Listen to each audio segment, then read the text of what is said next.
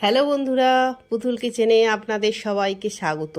আজকের রেসিপি সজনে ডাঁটার ঝাল। সজনে ডাঁটাগুলো ভালো করে খোসা ছাড়িয়ে এইভাবে কেটে ধুয়ে নিয়েছি। আর মশলার জন্য নেব পেঁয়াজ কুচি, রসুন, কাঁচা পাকা লঙ্কা, সাদা সর্ষে, কালো সর্ষে, পোস্ত। এবার সর্ষে, পোস্ত, কাঁচা লঙ্কা, রসুনটা একসঙ্গে বেটে নেব। গ্যাসের ওপর কড়াই বসিয়ে সর্ষের তেল দিয়ে পেঁয়াজ কুচিটা দিয়ে একটু ভেজে সজনে ডাঁটাগুলো দিয়ে ভেজে নেব। এখানে গ্যাসটা মিডিয়ামে রাখবো।